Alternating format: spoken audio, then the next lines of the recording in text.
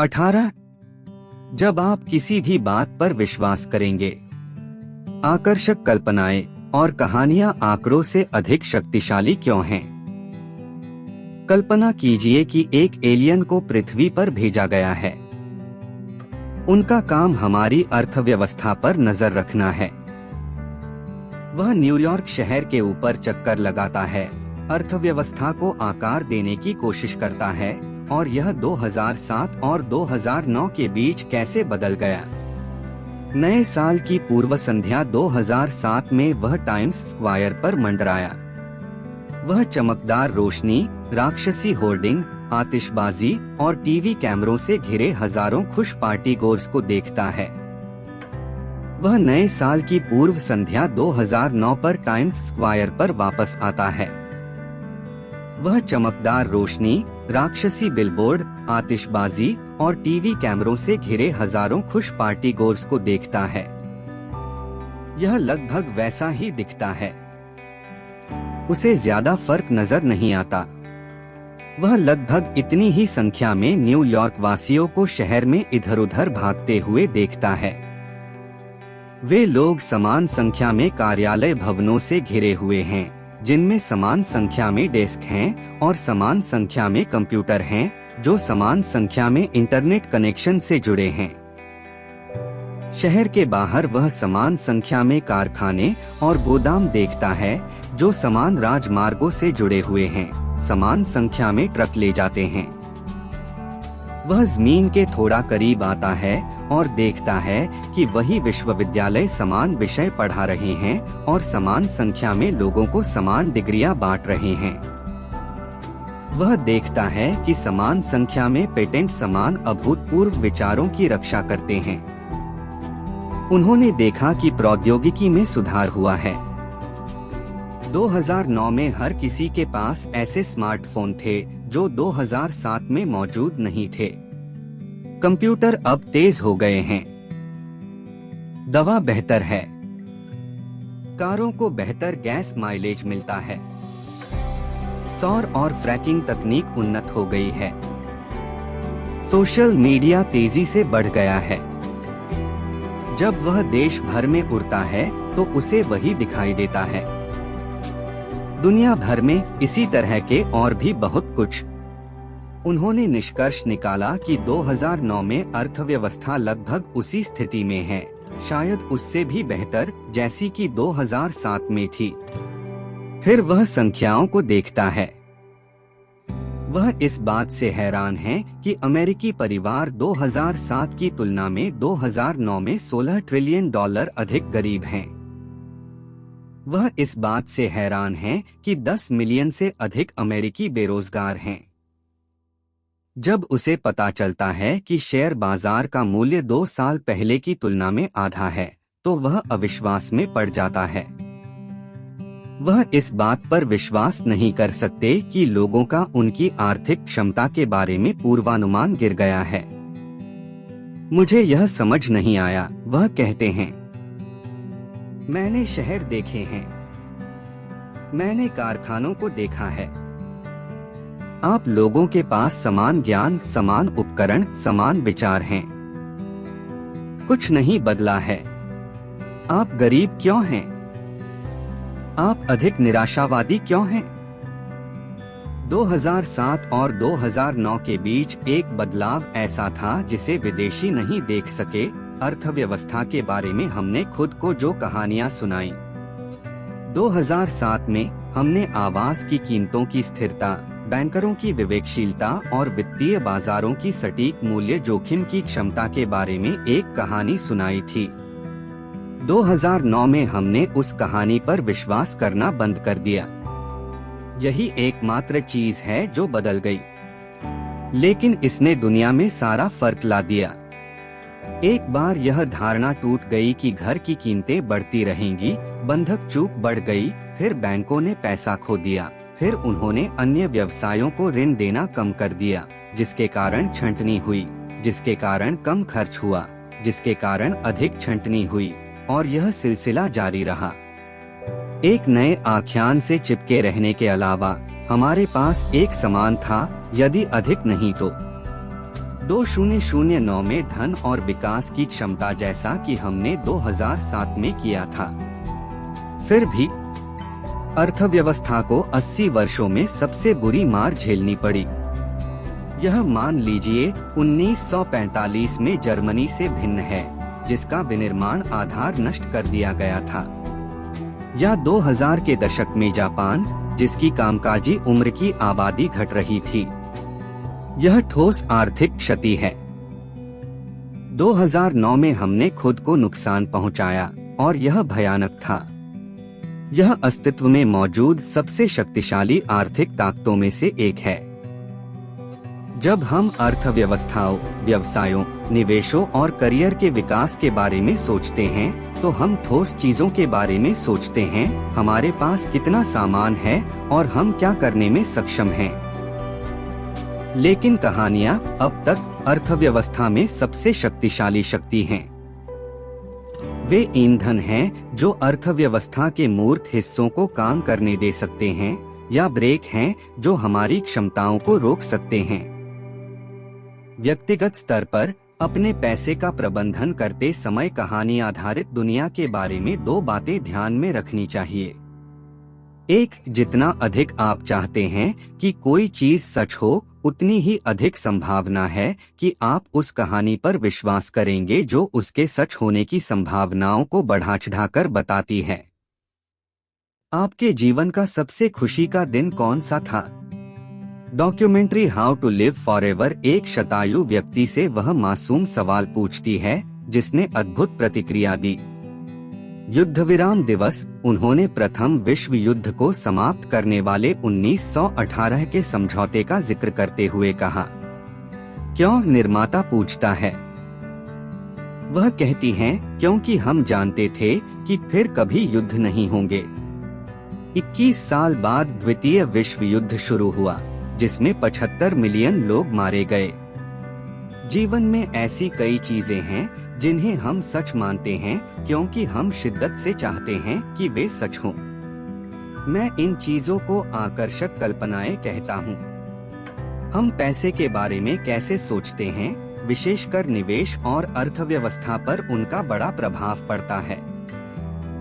एक आकर्षक कल्पना तब घटित होती है जब आप स्मार्ट होते हैं, आप समाधान ढूंढना चाहते हैं, लेकिन सीमित नियंत्रण और उच्च दाब के संयोजन का सामना करते हैं। वे अत्यंत शक्तिशाली हैं। वे आपको किसी भी चीज के बारे में विश्वास दिला सकते हैं। एक छोटा सा उदाहरण लीजिए। अली हजाजी का बेटा बीमार था। उसके यमनी गांव के बुजुर्गों ने एक लोक उपचार प्रस्तावित किया। उसके शरीर से बीमारी को निकालने के लिए उसके बेटे की छाती में एक जलती हुई छड़ी की नोक डालें। प्रक्रिया के बाद हजाजी ने द न्यूयॉर्क टाइम्स को बताया, जब आपके पास पैसे नहीं हो और आपका बेटा बीमार हो तो आप किसी भी बात पर विश्वास करेंगे। औषधि उपयोगी औषधि से हजारों वर्ष पहले की है। वैज्ञानिक पद्धति और कीटाणुओं की खोज से पहले रक्तत्याग, भुखमरी चिकित्सा, बुराइयों को बाहर निकालने के लिए आपके शरीर में छेद करना और अन्य उपचार थे जो आपके निधन को तेज करने के अलावा कुछ नहीं करते थे। यह पागलपन जैसा लगता है, लेकिन अगर आपको किसी समाधान की सख्त जरूरत है और कोई अच्छा समाधान आपके लिए ज्ञात नहीं है या आसानी से उपलब्ध नहीं है, तो कम से कम प्रतिरोध का रास्ता हजाजी के तर्क की ओर है। किसी भी चीज पर विश्वास करने को तैयार रहना। किसी भी चीज को न केवल आजमाएं बल्कि उस पर विश्वास करें। लंदन के महान प्लेग का वर्णन करते हुए डेनियल डेफो ने 1722 में लिखा, लोग भविष्यवाणियों और ज्योतिषीय अनुमानों, सपनों और बूढ़ी पत्नियों की कहानियों के पहले या बाद से कहीं अधिक आदी थे। पंचांगों ने उन्हें बहुत डरा दिया। घरों की चौकियों और सड़कों के कोनों को डॉक्टरों के बिलों और अज्ञानी साथियों के कागजात से ढक दिया गया, जो लोगों को उपचार के लिए उनके पास आने के लिए आमंत्रित कर रहे थे, जो आम तौर पर इस तरह के उत्कर्ष के साथ शुरू हुआ था। प्लेग के खिलाफ अचूक निवारक गोलियां, संक्रमण के खिलाफ कभी असफल परिरक्षक, हवा के भ्रष्टाचार के खिलाफ संप्रभु सौहार्द। प्लेग ने 18 महीनों में लंदन के 1/4 लोगों की जान ले ली। जब दाव इतना ऊंचा हो तो आप किसी भी चीज पर विश्वास कर लेंगे। अब इस बारे में सोचें कि सीमित जानकारी और उच्च दाव का समान सेट हमारे वित्तीय निर्णयों को कैसे प्रभावित करता है।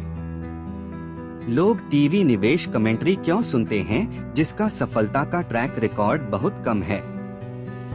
आंशिक रूप से क्योंकि निवेश में दाव बहुत ऊंचे हैं। कुछ स्टॉक का सही चयन करें और आप बिना अधिक प्रयास के अमीर बन सकते हैं। यदि 1% संभावना है कि किसी की भविष्यवाणी सच होगी और उसके सच होने से आपका जीवन बदल जाएगा, तो ध्यान देना कोई पागलपन नहीं है, बस मामले में। और इतनी सारी वित्तीय राय हैं कि एक बार जब आप कोई रणनीति या पक्ष चुन लेते हैं तो आप वित्तीय और मानसिक रूप से उनमें निवेशित हो जाते हैं। यदि आप चाहते हैं कि एक निश्चित स्टॉक 10 गुना बढ़ जाए तो वह आपकी जनजाति है। यदि आपको लगता है कि एक निश्चित आर्थिक नीति अत्यधिक मुद्रास्फीति को बढ़ावा देगी तो यह आपका पक्ष है। ये कम संभावना वाले दाव हो सकते हैं। समस्या यह है कि दर्शक 1% संभावना की तरह कम बाधाओं को कैलिब्रेट नहीं कर सकते हैं या नहीं करते हैं। कई लोग इस दृढ़ विश्वास से चूक जाते हैं कि जो वे सच होना चाहते हैं वह स्पष्ट रूप से सच है, लेकिन वे ऐसा केवल इसलिए कर रहे हैं क्योंकि इसके बड़े परिणाम की संभावना मौजूद है। निवेश उन एकमात्र क्षेत्रों में से एक है जो अत्यधिक पुरस्कारों के लिए दैनिक अवसर प्रदान करता है। लोग वित्तीय चतुराई में एक तरह से विश्वास करते हैं जैसा कि मौसम की चतुराई के लिए वे कभी नहीं करेंगे, क्योंकि अगले सप्ताह शेयर बाजार क्या करेगा इसकी सही भविष्यवाणी करने के पुरस्कार अगले सप्ताह धूप होगी या बारिश होगी इसकी भविष्यवाणी करने के पुरस्कारों की तुलना में एक अलग ब्रह्मांड में हैं। विचार करें कि 85% सक्रिय म्यूचुअल फंडों ने 2018 को समाप्त होने वाले 10 वर्षों में अपने बेंचमार्क से कम प्रदर्शन किया है। यह आंकड़ा पीढ़ियों से काफी स्थिर रहा है। आप सोचेंगे कि इतने खराब प्रदर्शन वाला उद्योग एक विशिष्ट सेवा होगी और उसके लिए व्यवसाय में बने रहना कठिन होगा। लेकिन इन फंडों में लगभग $5 ट्रिलियन का निवेश किया गया है। किसी को अगले वॉरेन बफेट के साथ निवेश करने का मौका दें और वे इतने विश्वास के साथ विश्वास करेंगे कि लाखों लोग इसके पीछे अपनी जीवन भर की बचत लगा देंगे। या बर्नी मैडॉफ को लें। पीछे से देखें तो उनकी पूंजी योजना स्पष्ट होनी चाहिए थी। उन्होंने ऐसे रिटर्न की सूचना दी जो कभी अलग अलग नहीं हुए।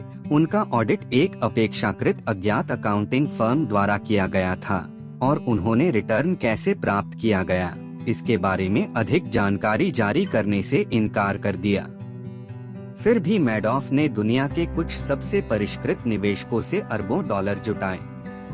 उन्होंने एक अच्छी कहानी सुनाई और लोग उस पर विश्वास करना चाहते थे। यह इस बात का एक बड़ा हिस्सा है कि त्रुटि, लचीलेपन और वित्तीय स्वतंत्रता के लिए जगह पिछले अध्यायों में चर्चा किए गए महत्वपूर्ण विषय अपरिहार्य हैं। आप जो सच होना चाहते हैं और स्वीकार्य परिणाम पाने के लिए आपको जो सच होने की आवश्यकता है, उसके बीच जितना बड़ा अंतर है उतना ही अधिक आप खुद को एक आकर्षक वित्तीय कल्पना का शिकार होने से बचा रहे हैं। किसी पूर्वानुमान में त्रुटि की गुंजाइश के बारे में सोचते समय यह सोचना आकर्षक होता है कि संभावित परिणाम आपके बिल्कुल सही होने से लेकर आपके बहुत बहुत सही होने तक होते हैं। लेकिन सबसे बड़ा जोखिम यह है कि आप किसी चीज को इतनी बुरी तरह सच होना चाहते हैं कि आपके पूर्वानुमान की सीमा वास्तविकता के बराबर भी नहीं है। 2007 की अपनी आखिरी बैठक में फेडरल रिजर्व ने भविष्यवाणी की थी कि 2008 और 2009 में आर्थिक वृद्धि क्या होगी। पहले से ही कमजोर होती अर्थव्यवस्था से थका हुआ यह आशावादी नहीं था। इसने संभावित वृद्धि की एक श्रृंखला की भविष्यवाणी की। निचले स्तर पर 1.6% की वृद्धि, उच्च स्तर पर 2.8% की वृद्धि। यह उसकी सुरक्षा का मार्जिन था, गलती की गुंजाइश थी। वास्तव में अर्थव्यवस्था में 2% से अधिक की गिरावट आई, जिसका अर्थ है कि फेड का निम्नतम अनुमान लगभग 3 गुना कम था। किसी नीति निर्माता के लिए पूर्ण मंदी की भविष्यवाणी करना कठिन है, क्योंकि मंदी उनके करियर को जटिल बना देगी। इसलिए सबसे खराब स्थिति वाले अनुमान भी शायद ही कभी धीमी धीमी वृद्धि से बदतर किसी चीज की उम्मीद करते हैं। यह एक आकर्षक कल्पना है और इस पर विश्वास करना आसान है, क्योंकि इससे भी बदतर की उम्मीद करना विचार करने के लिए बहुत दर्दनाक है। नीति निर्माता आलोचना का आसान निशाना होते हैं, लेकिन हम सभी कुछ हद तक ऐसा करते हैं और हम इसे दोनों दिशाओं में करते हैं। यदि आपको लगता है कि मंदी आ रही है और आप प्रत्याशा में अपने स्टॉक को भुनाते हैं, तो अर्थव्यवस्था के बारे में आपका दृष्टिकोण अचानक उस चीज से विकृत हो जाएगा जो आप चाहते हैं।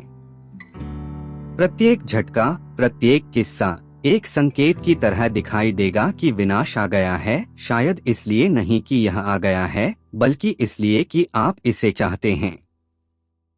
प्रोत्साहन एक शक्तिशाली प्रेरक हैं और हमें हमेशा याद रखना चाहिए कि वे हमारे वित्तीय लक्ष्यों और दृष्टिकोणों को कैसे प्रभावित करते हैं। इसे बढ़ा चढ़ाकर नहीं कहा जा सकता। वित्त में त्रुटि की गुंजाइश से बड़ी कोई ताकत नहीं है और दांव जितना ऊंचा होगा उतना ही व्यापक होना चाहिए। हर किसी का दुनिया के प्रति अधूरा दृष्टिकोण होता है, लेकिन हम अंतरालों को भरने के लिए एक संपूर्ण आख्यान बनाते हैं। जब मैं यह लिख रहा हूँ तब मेरी बेटी लगभग 1 वर्ष की है। वह हर चीज के बारे में उत्सुक है और बहुत तेजी से सीखती है, लेकिन कभी कभी मैं उन सभी चीजों के बारे में सोचता हूँ जिन्हें वह समझ नहीं पाती। उसे नहीं पता कि उसके पिता हर सुबह काम पर क्यों जाते हैं। बिल, बजट, करियर, पदोन्नति और सेवानिवृत्ति के लिए बचत की अवधारणा उसके लिए पूरी तरह से विदेशी है। कल्पना कीजिए कि आप उसे फेडरल रिजर्व, क्रेडिट डेरिवेटिव्स या नाफ्ता के बारे में समझाने की कोशिश कर रहे हैं। असंभव। लेकिन उसकी दुनिया अंधेरी नहीं है। वह भ्रम में नहीं घूमती। 1 साल की उम्र में भी उसने सब कुछ कैसे काम करता है इसकी अपनी आंतरिक कहानी लिखी है। कंबल आपको गर्म रखते हैं, माँ का आलिंगन आपको सुरक्षित रखता है और खजूर का स्वाद अच्छा होता है। वह जो कुछ भी देखती है वह उसके द्वारा सीखे गए कुछ दर्जन मानसिक मॉडलों में से एक में फिट बैठता है। जब मैं काम पर जाता हूँ तो वह असमंजस में नहीं रुकती, सोचती रहती है कि वेतन और बिल क्या है। उसके पास स्थिति की बिल्कुल स्पष्ट व्याख्या है। पिताजी मेरे साथ नहीं खेल रहे हैं और मैं चाहती थी कि वह मेरे साथ खेलें, इसलिए मैं दुखी हूँ। हालांकि वह बहुत कम जानती है, फिर भी उसे इसका एहसास नहीं होता है, क्योंकि वह जो कुछ भी जानती है उसके आधार पर खुद को एक सुसंगत कहानी बताती है कि क्या हो रहा है। हम सभी, चाहे हमारी उम्र कुछ भी हो, एक ही काम करते हैं। बिल्कुल अपनी बेटी की तरह मैं नहीं जानती कि मैं क्या नहीं जानती। इसलिए मेरे पास उपलब्ध मानसिक मॉडलों के सीमित सेट के माध्यम से दुनिया को समझाने के लिए मैं उतना ही संवेदनशील हूँ। उसकी तरह मैं अपने सामने आने वाली हर चीज में सबसे अधिक समझ में आने वाले कारणों की तलाश करता हूँ, और उसकी तरह मैं उनमें से बहुतों के बारे में गलत हूँ, क्योंकि मैं इस बारे में जितना सोचता हूँ उससे बहुत कम जानता हूँ कि दुनिया कैसे काम करती है।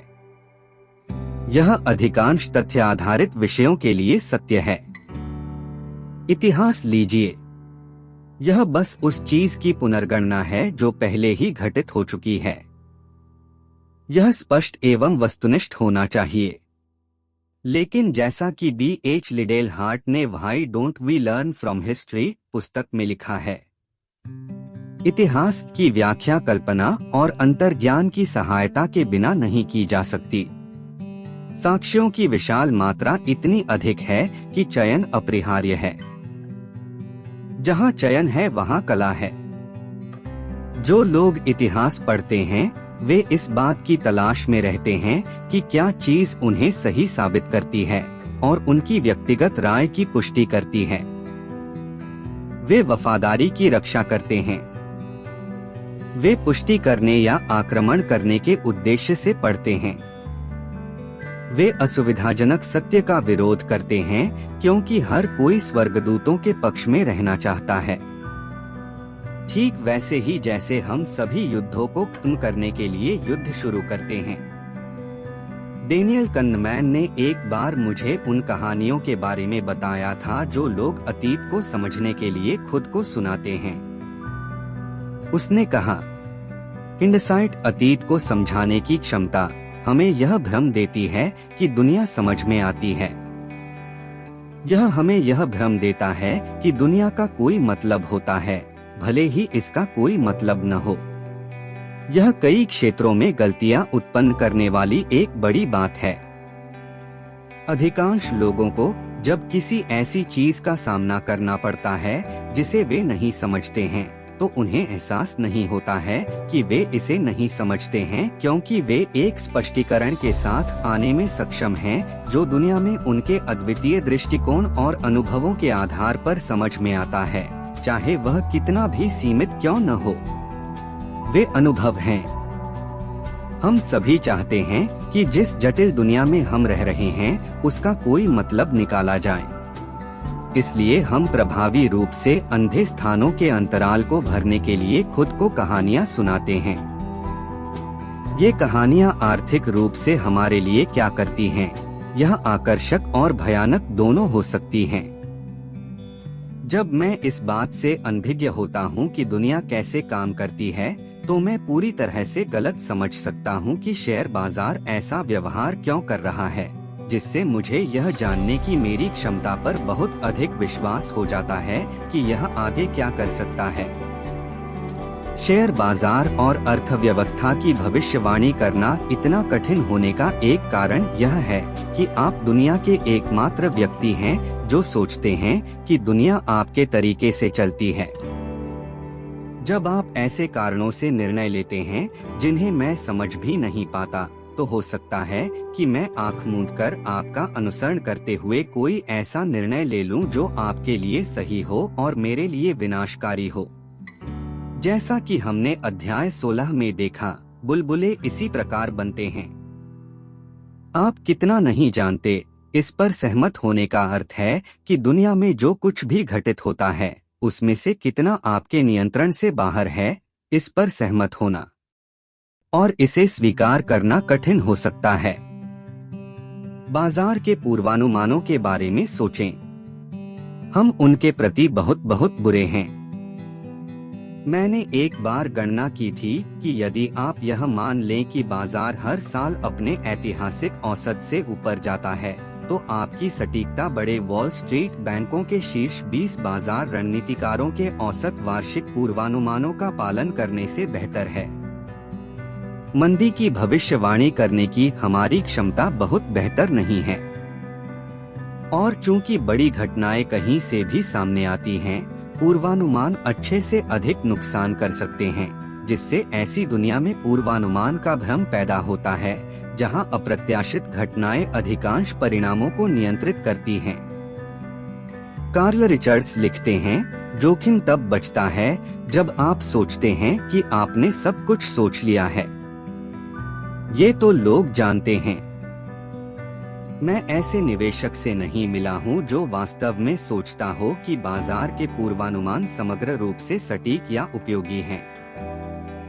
लेकिन मीडिया और वित्तीय सलाहकारों दोनों में अभी भी पूर्वानुमानों की जबरदस्त मांग है। क्यों? मनोवैज्ञानिक फिलिप टेटलॉक ने एक बार लिखा था, हमें यह विश्वास करने की जरूरत है कि हम एक पूर्वानुमानित नियंत्रणीय दुनिया में रहते हैं, इसलिए हम आधिकारिक दिखने वाले लोगों की ओर रुख करते हैं जो उस जरूरत को पूरा करने का वादा करते हैं।